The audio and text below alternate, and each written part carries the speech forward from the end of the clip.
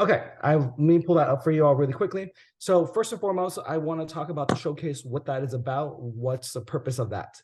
Our showcase is, you can think of it as a way, some people might understand this term a lot better. We're like an incubator. We see projects by the young generation folks uh, who are doing projects to improve their community. We have projects as simple as, for example, what I mentioned earlier was like students were gathering cards for veterans, right? Making sure that they're creating a community that included people and not forget people. We also have projects where we supported in the past where they got funding to use this to, let me make sure I get this correctly, use the funding to help with the projects. In this case, I believe it's St. Louis, where they are capturing remnants of the Chinatown that was pretty much demolished and erased from history, which is called Hop Alley. So they want to capture that story and making sure that is available for the future. And so they can and to do that, they're doing through a virtual tour. So there's a part of capturing history, especially in the places where you probably would never imagine there'd be a Chinatown, right? And that's another project. Another project that we have been able to help in some level was that there was an art project, right? It talks a little bit about like, how do we build a culture where we are not afraid, we're not exotic, we don't look as oriental, exotic, as just foreign, but making it part of this is that our Asian American community is part of the American community too, right? And so to really dismantle that piece of the perpetual foreigner experience, right? And we sponsor that as well. And so these projects are a way to help our community, help inspire the younger generation of leaders to grow. So this is what the showcase is about. What we have planned for the showcase is that there is an opportunity for projects, groups to communicate. We're going to record this and we're going to show this to our network. We are looking to build partnership with other organizations too to get this out there. This was created during the pandemic, and we want to continue this because we also realize this too. And this is speaking from the perspective of like my experience. I'm pretty frank when I talk about this stuff, so I'm just gonna be like straightforward as well, continue with who I am.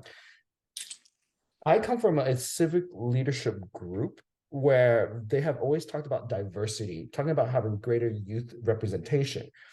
But I'm also not a fan of talking and not taking action. We are the group that's taking action from what we talk about. There have been so many times that people have talked about it and we're like, okay, I'm getting tired of this. Let's go ahead and actually put our money where our mouth is, right? And not only that, let's actually do it in a holistic way, right? So we don't continue perpetuating this idea that we're always got to be chasing philanthropists and funders, but do it in a way that's about resourcefulness. So that's where the National Showcase is coming from. So in the presentation and the event, the program of the day is that students will get a chance to talk about their projects, the showcase winner. They can have a chance to do call to action, to request more funds, to inspire funders, volunteers, sources, skill sets. And it's also a chance to build a network too. We're starting small, but we're going to build momentum because it's not just a momentum we're building a movement. Our world needs greater leadership. We want to make sure that we create the platform for you all to be the greater leadership as well. And I think it's working because Mar, thank you for joining us. You're an example of that right here, right? Me, your example right there too. Me just messaged me earlier. She said, sorry, apologies. Me was just asking, it's like, it's really sad. We try to promote this, whether the turnout, it's like, it could be better. And I'm like, you know what? No, we had like 35 registration. That's good. We have about 11 people who showed up. That was great. The movement isn't for everyone, but when the time is ready, the time people will show. So just a little bit of that. So the reason why I want to do the edit version is so you all can see this is so that we can go to the next page. That's really it, right? I'm not the greatest. So right there in the timeline, right, we have already opened our application for project submission. We are accepting applications until December 23rd.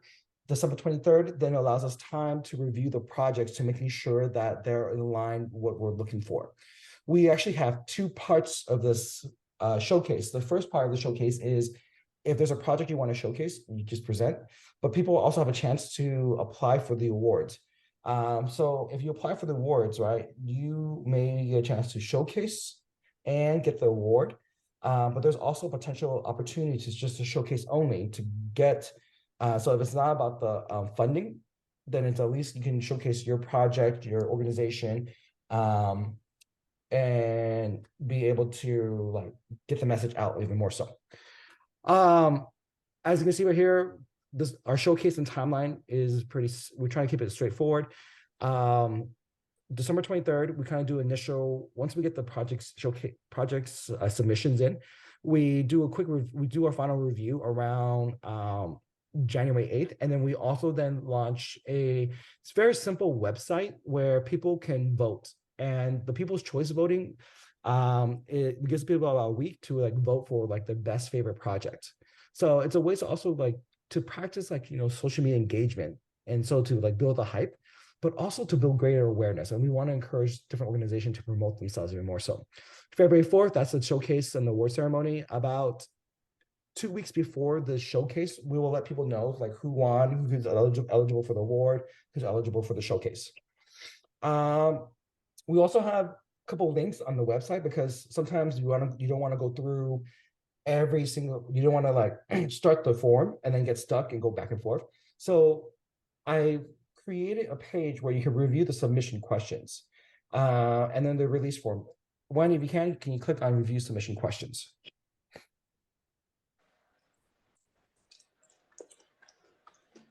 Okay. All organizers in this group, we will send the link to these different pages. The first part is like, which one should I apply for? We have all those questions.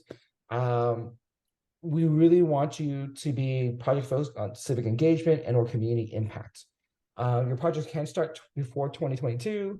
Organization project must be nonpartisan. So this is tricky for some folks because sometimes people are going to feel like it's very political. This is the rule of thumb we're going to take. As long as you're not advocating for a different party or a candidate. So for example, let's I'm gonna use our favorite friend right here, right? Mr. Andrew Yang. If you are saying at an event that, and it's a nonpartisan event, and you're saying, oh, at the end of the day, we want to build leadership, so let's follow Andrew Yang for the presidency. No, you cannot do that. But if you just said, all right, we are a group that really focuses on leadership development. Okay, cool. You have to we are going to be very explicit. It cannot endorse a candidate, cannot endorse a party, political party. With that said, I'm a really big believer in it, right? This is where we're going to like make sure we're very discerning about this. But if there is a policy that allows greater equity, greater allyship, greater like civic engagement, then that's okay. Okay. Because let's say, for example, I'm going to use this one because this is one of my like very powerful one. Banning police using a certain type of chokehold. Now, people can say with the police, it's like it's political. And I will say, I think it's a very good civic and community project to know that you're not going to die at the hands of the police. That's a very good community and civic engagement project, and awareness building and advocacy is very, very good. That is an example of like, that's okay. Okay.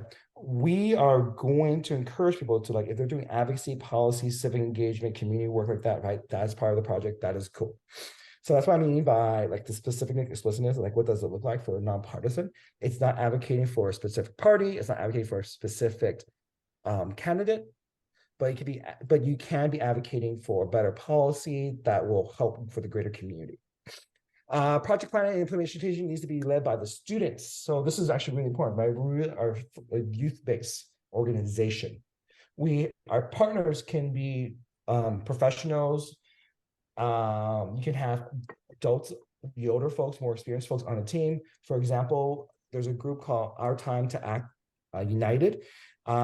Is a civic engagement group that focuses on changing the policies for redistricting so that make sure that when every 10 years the census comes up, city officials are obligated to make sure that there is a certain level of diversity of ethnic community, age community, all that. The main people are college students. I think they are sophomore, juniors they incorporate into a 501c3, but their board members are adults. So that is okay. The group has to be led by students in some way because we want to make sure we promote that.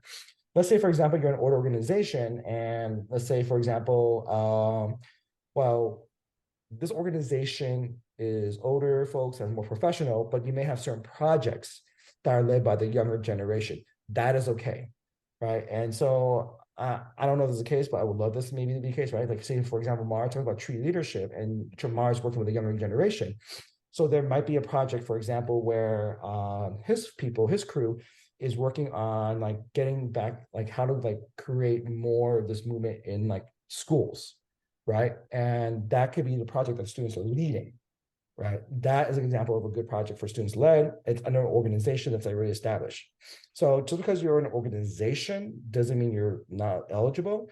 It just has to mean that there's a project within your organization led by the students, because we really want to encourage student leadership in this way. Groups can consist of 3 or more high school students or college students. Teams can have working professionals, mentors, or guides as part of the team. And then we also have a release form. The release form is just, we are not going to make money off your release form or your pictures video.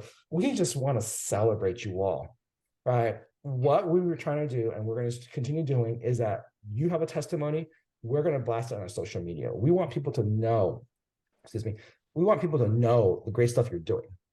Okay. And so once you have that, we're going to post it on our social media. We're going to tag you in social media.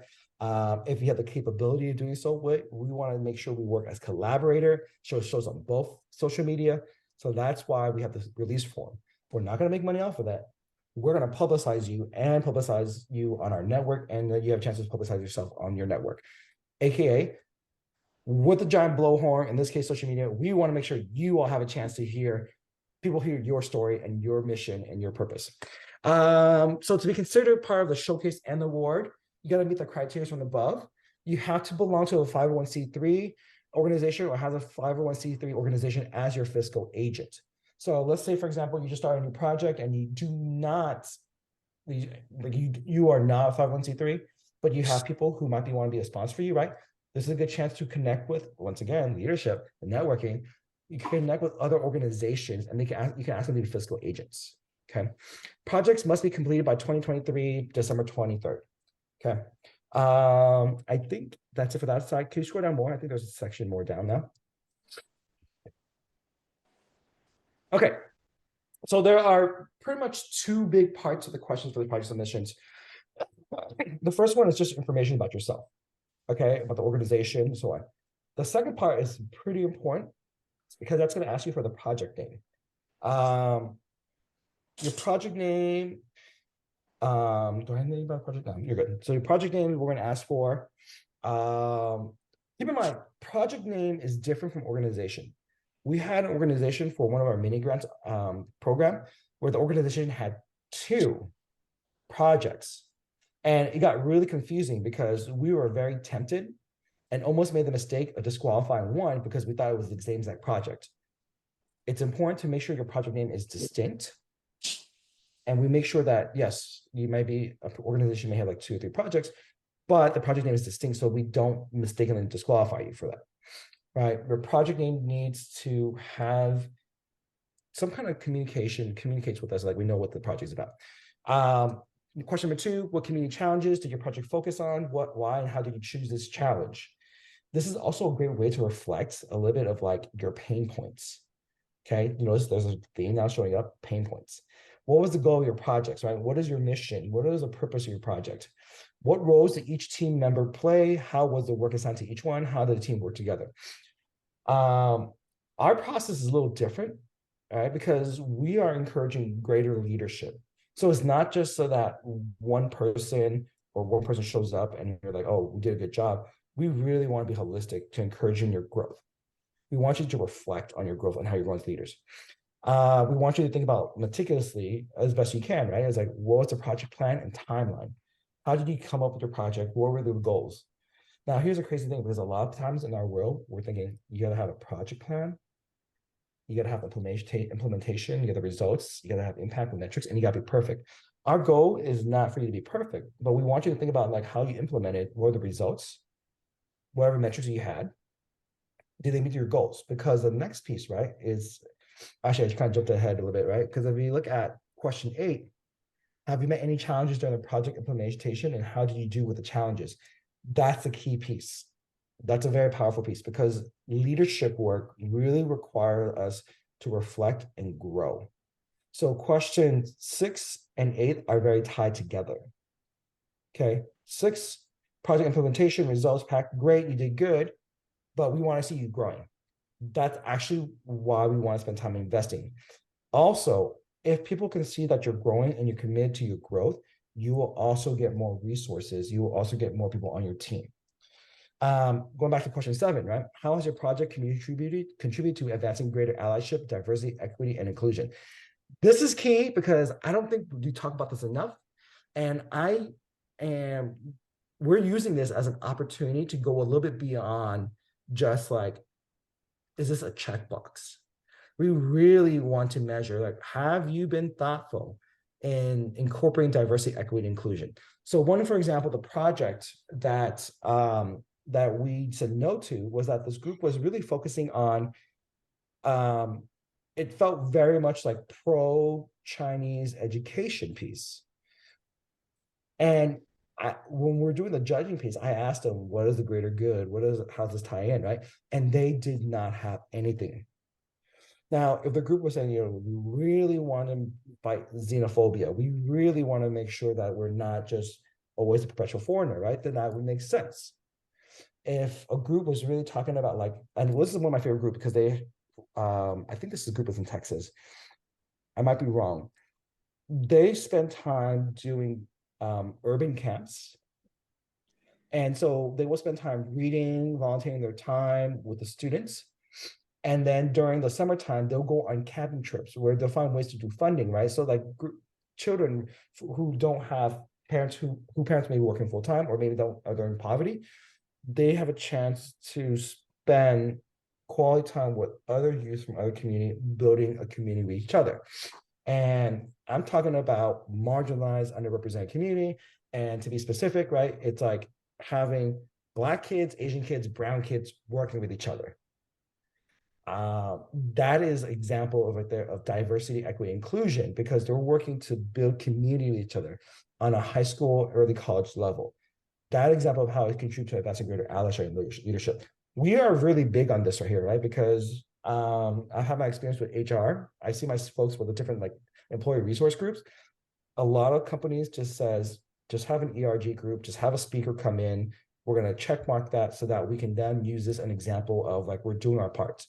We are going to take our leadership and stand it to a higher level to make sure that this is actually included in our conversation. So as you can see, there's a lot of weight to this of like, how has your project advancing greater allyship, diversity, equity, and inclusion?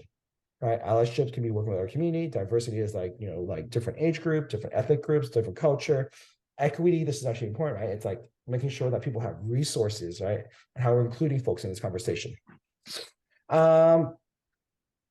And then number 8 and 9, I guess that's the reason why I'm tied together, right? But number 9 is what have you done well or creatively in the project, and what could be done better? What have you all learned from the project? I'm a leadership coach, and this is actually my favorite project. Part of like coaching a lot of time is we sometimes forget all the goods we do. And so this is actually more of a celebratory / gratitude kind of question, because I want us to think, how have we done well in our projects? And then give yourself also permission to ask, what can you do better? And what can you learn? This is important because once again, when we're doing this application, it's really about building resources, building collective care, building mutual aids, but also greater leadership in a holistic way. Those are the questions. And then if you go back to the application one,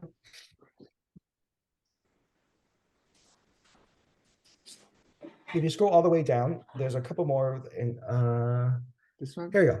Yes. So we have the question there of which one should you apply for, it's there. And then at this part, next question is which part of the showcase you're applying for. You get to choose, right? You want to do the showcase only, or you want to do showcase and the awards piece. That's, you just do a check mark. And then if you scroll down still, you see, right, these questions are pretty much what we asked for in the info sheet. And if you scroll down more, I think there's a section where you can upload stuff.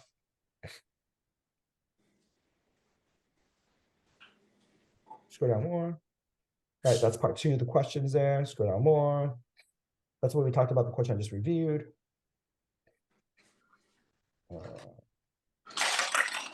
Okay, here you go. So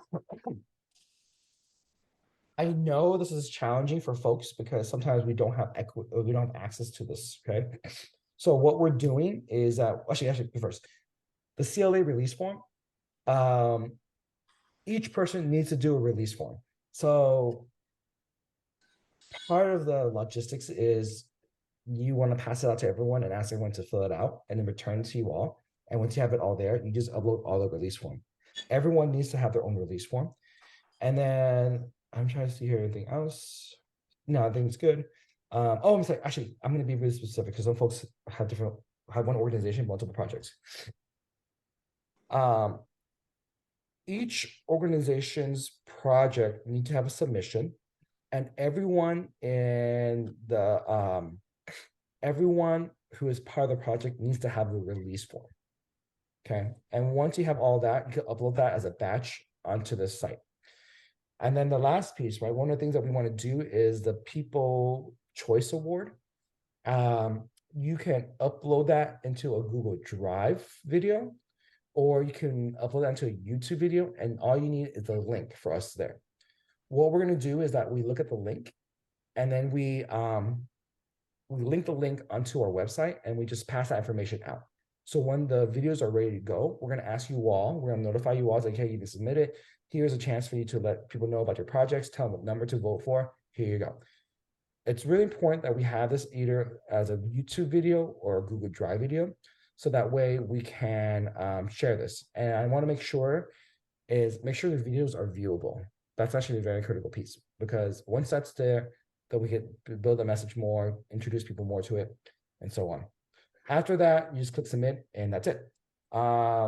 We're asking a lot in terms of like just being reflective, being intentional, but the process is pretty simple. Part 1, information about your organization, about who you are, your different projects. Part 2 is about your project, and part 3 is just uploading the CLA form and sending us your URL for the videos. Okay. After that, that's it. You just sit and wait, and we will connect with you. Cool.